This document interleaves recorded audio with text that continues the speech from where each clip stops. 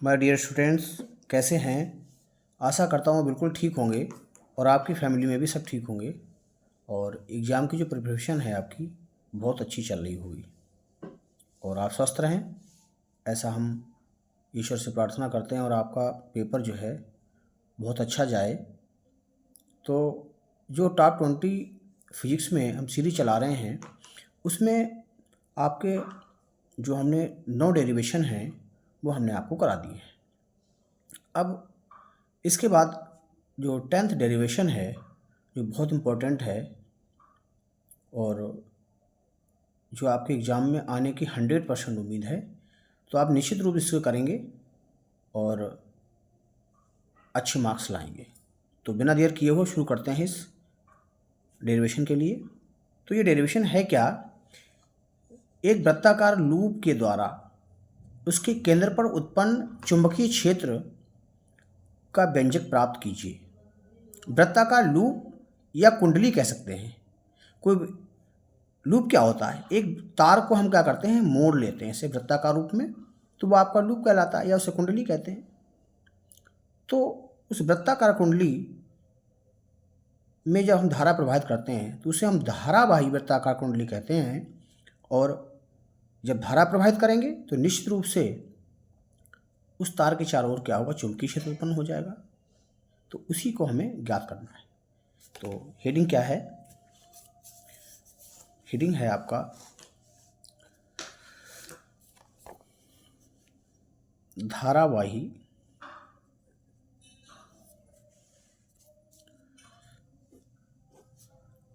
Loop के कारण या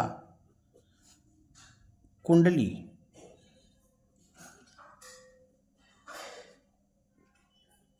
के कारण उसके केंद्र पर उत्पन्न चुंबकीय क्षेत्र का व्यंजक यानी डेरिवेशन किस तरह से करते हैं। तो इसके लिए क्या है, देखिए बहुत आसान तरीके से हम आपको बताते हैं।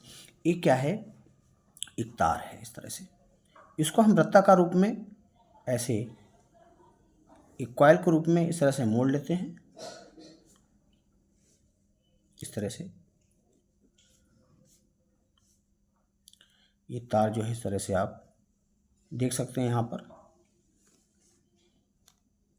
ये तार हो गया, ये मोटाई है इसकी तार की। इसमें जो है आई धारा प्रवाहित करते हैं इस तरह से। आई धारा जब प्रवाहित करेंगे तो यहाँ से ये धारा इस तरह से प्रवाहित होगी और ये बाहर निकलेगी इस तरह से। तो यहाँ पर क्या है, इस तार के कारण इसका बीच में जो इसका केंद्र है इस पर हमें चुंबकीय क्षेत्र ज्ञात करना है और ये चुंबकीय क्षेत्र V है। चुंबकीय क्षेत्र V की जो डायरेक्शन है हमेशा तल के लंबवत ऊपर डायरेक्शन में होती है। ये दाएं हाथ की हथेली का के उंगलियों का नियम है। ये उसमें होता क्या है, इस तरह से हम क्या करते हैं, ऐसी उंगलियां फैलाते हैं। अगर कोई धारा जो है किसके अंगूठे की दिशा में इस तरह से है, जिस तरह आप देख रहे हैं हमारे पेन की नोक इस डायरेक्शन में अगर है, तो उंगलियां किधर होती हैं, उस बिंदु की ओर संकेत करती हैं जहां पर हमें चुंबकीय क्षेत्र ज्ञात करना है। ये यहाँ पर मान लीजिए ये बिंदु P है मान लीजिए, तो क्या होगा, ये इस तरह से इसके लंबवत डायरेक्शन में इस तरह से होगा ऐसे करके। तो यहाँ पर क्या है, जब हम धारा प्रवाहित करते हैं तो चुंबकीय क्षेत्र इसके केंद्र पर जो उत्पन्न होता है वो तल के लंबवत ऊपर की डायरेक्शन में होता है। तो इसके लिए हम करते क्या हैं, हम मान लेते हैं, मानो धारावाही वृत्ताकार लूप की त्रिज्या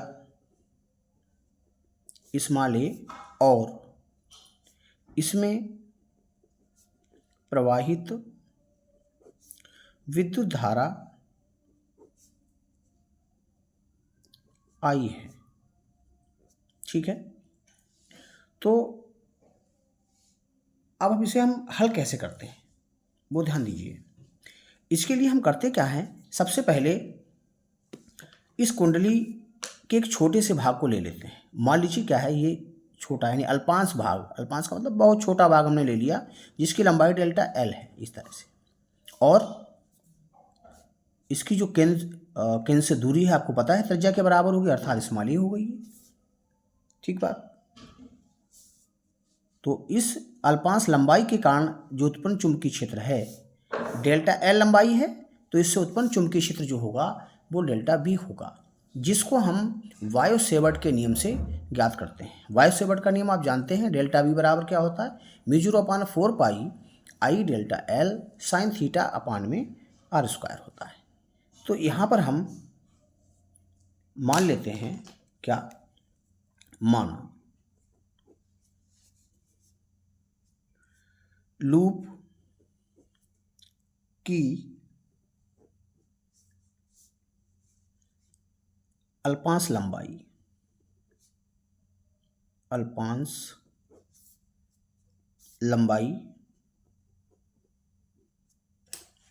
डेल्टा एल के कारण उत्पन्न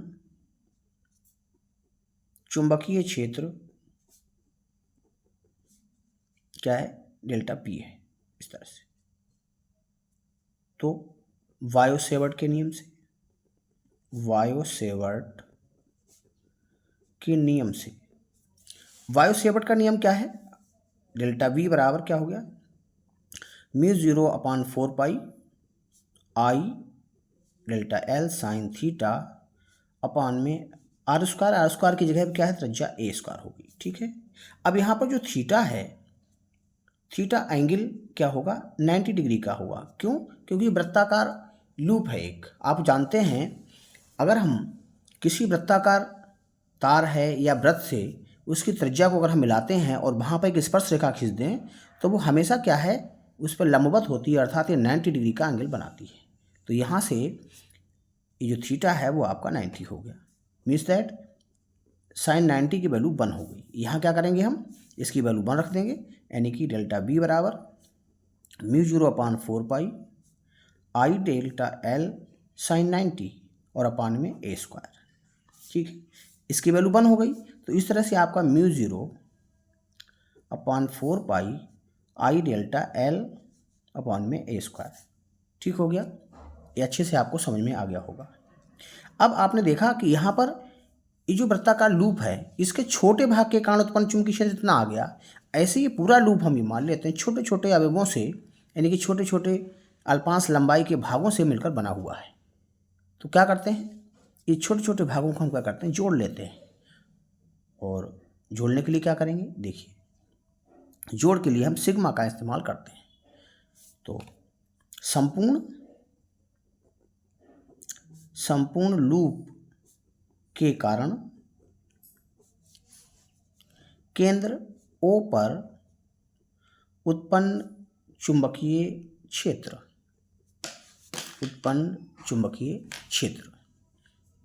V बराबर हो जाएगा, क्या हो जाएगा, सिग्मा डेल्टा V। इस तरह से इसकी वैल्यू यहाँ रखेंगे तो μ0/4 आई बाहर ले लीजिए और अपान में ए स्क्वायर, ये हो जाएगा आपका sigma delta L. Delta L क्या है, अल्पांश लंबाई यानी छोटे भाग की। ऐसे छोटे छोटे भागों को हम जोड़ देंगे तो क्या होगा, ये पूरा एक वृत्त बन जाएगा। अर्थात वृत्ताकार लूप यानी तार की जो लंबाई होगी वृत्त की परिधि के बराबर होगी और उसकी त्रिज्या ए है, तो सिग्मा डेल्टा एल बराबर क्या हो जाएगा, तो लूप की लंबाई किसके बराबर होगी, परिधि के बराबर होगी। ये आपका 2π आर की जगह पे हो जाएगा ए, तो 2π ए हो गया। अर्थात ये आपकी सिग्मा डेल्टा एल बराबर हो जाएगा 2π ए। अब क्या करोगे, इसकी जगह वैल्यू रख दो, तो v इक्वल टू क्या होगा, μ0/4 इंटू आई और 2π ए अपान में ए स्क्वायर। तो देखिए पाई से पाई कैंसिल हो गया यहाँ से और ए से एक पावर कैंसिल हो गई, 2 से ये 2 कट गया। तो इस तरह से v इक्वल टू आ गया μ0I अपान में 2a। ठीक हो गया। इस तरह से आप ये देख रहे हैं कि यहाँ पर जो धारावाही लूप है उसके कारण उत्पन्न चुंबकीय क्षेत्र के लिए एक आपका सूत्र आ गया। एक ये क्या है, ये सूत्र जो है केवल एक सिंगल लूप के लिए अर्थात एक फेरे के लिए है तार के। अगर मान लीजिए कुंडली क्या है n फेरों से मिलकर बनी हुई है तो क्या होगा, देखिए आगे।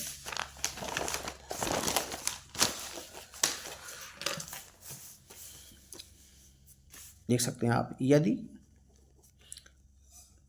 धारावाही कुंडली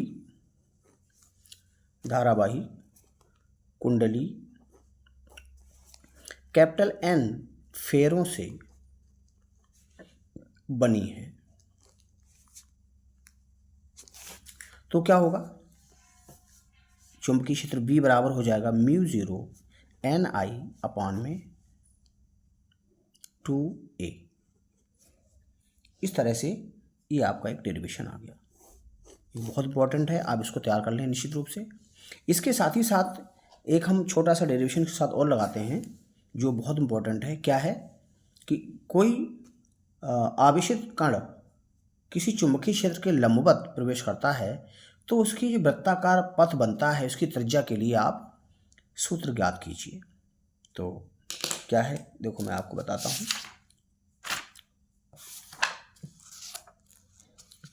बहुत आसान है ये भी।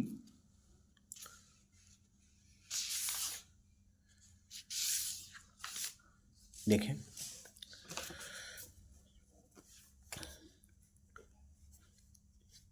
यदि कोई आवेशित कण एक समान चुंबकीय क्षेत्र के लंबवत प्रवेश करता है तो इसके पथ की त्रिज्या का सूत्र ज्ञात करना। ठीक है, तो आप ये अच्छी तरह से जानते हैं, कोई भी आवेशित कण, ये आपका चुंबकीय क्षेत्र है, समान चुंबकीय क्षेत्र। इस तरह से हम बना सकते हैं, इसके लिए प्लस प्लस करके देख सकते हैं इस तरह। और जब इस में ये प्रवेश करता है तो इसका पथ जो है वो इस तरह से हो जाता है, वृत्ताकार हो जाता है प्रवेश करने के बाद। इस तरह से इसका वेग भी हो गया और इसकी जो त्रिज्या है पथ की स्मॉल r हम सपोज कर लेते हैं और चुंबकीय क्षेत्र इसका v है। ठीक है, तो इसके लिए हम क्या लिख सकते हैं कि माना कोई प्लस q आवेश एक समान चुंबकीय क्षेत्र B में प्रवेश करता है तो उसका पथ जो है वो वृत्ताकार हो जाता है। अब कारण है कि वृत्ताकार क्यों हो जाता है, क्योंकि जब ये चुंबकीय क्षेत्र में प्रवेश करेगा तो इस पर क्या है, चुंबकीय बल कार्य करेगा। इसे हम लॉरेंज बल भी कह सकते हैं। लॉरेंज बल कार्य करता है और वो हम जानते हैं F बराबर QBV साइन थीटा के अनुसार हम निकालते हैं।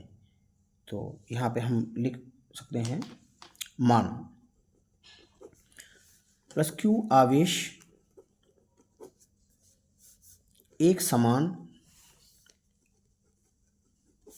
चुंबकीय क्षेत्र V में प्रवेश करता है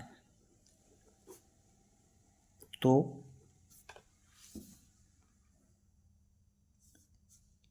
इस पर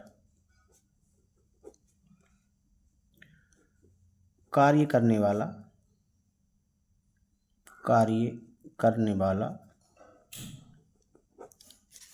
चुंबकीय बल क्या होगा, F बराबर QBV साइन थीटा, जहां V का है समान चुंबकीय क्षेत्र और V इसकी चाल है। चूंकि ये चुंबकीय क्षेत्र के लंबवत प्रवेश करता है इसलिए थीटा बराबर क्या होगा, 90 डिग्री। तो साइन 90 इक्वल टू क्या हो जाएगा 1। यहाँ रखेंगे साइन 90, तो F बराबर क्या आ जाएगा, क्यू बी वी। ठीक हो गया, एक बात आपको ये पता। अभी जो बल है ये तो कार्य कर रहा है इस पर, लेकिन इसका पथ जो है वो वृत्ताकार क्यों हो जाता है? कारण ये है कि जब ये इसमें प्रवेश करेगा तो इस पर एक अभिकेंद्र बल कार्य करता है जो इसके चुंबकीय बल के बराबर होता है। ठीक बात।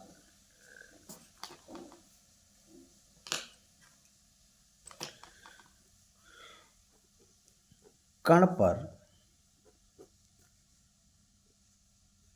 आरोपित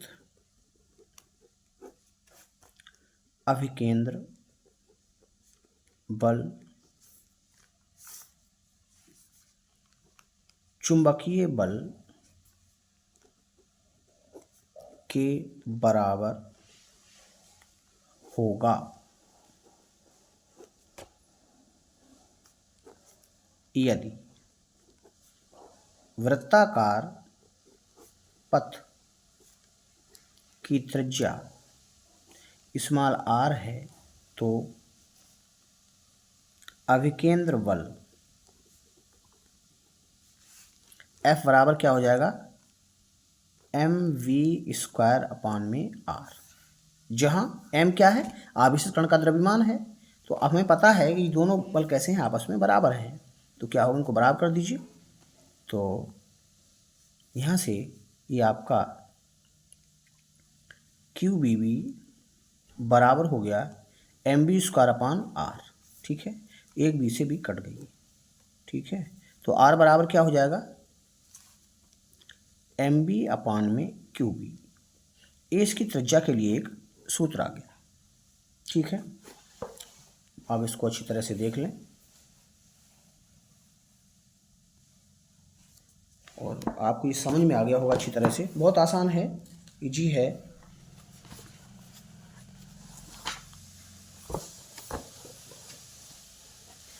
अब इसको क्या कर सकते हैं, हम गतिज ऊर्जा के रूप में भी लिख सकते हैं।